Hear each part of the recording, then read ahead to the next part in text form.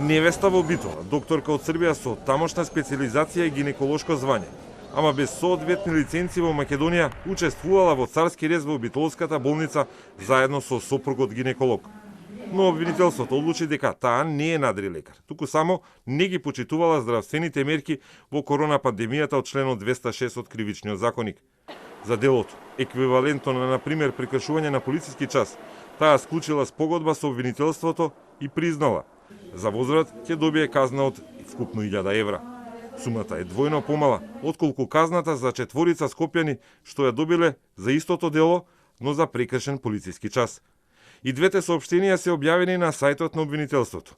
А за битолскиот случај, објаснувањето е дека обвинетата како лекарка морала да ги знае прописите против пандемијата, ама слободно си влегла во Битолската болница каде обвинетата извршила соодветна подготовка, влегла во операционата сала и учествувала како оператор при породувањето со царски рез на пациентка. И другите двајца гинеколози, сопруг на српската лекарка и поранешен заменик министер за здравство, признале вина за учество во контроверзниот царски рез извршен на 1 јануари. Поради спогодбата добиваат условни казни. Сопругот, доколку во наредните 3 години изврши друго кривично дело, ќе лежи 8 месеци затвор затоа што извршил и злоупотреба на службена положба и фалсификување на службена исправа.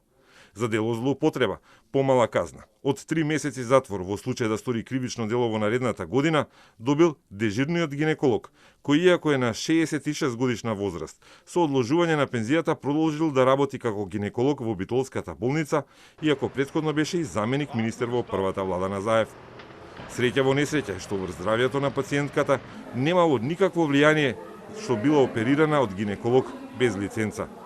Случајот го пријавил вработен во гинекологија, пошто сопругот и прво обвинет почнал и да уништува докази во оперативниот болнички дневник.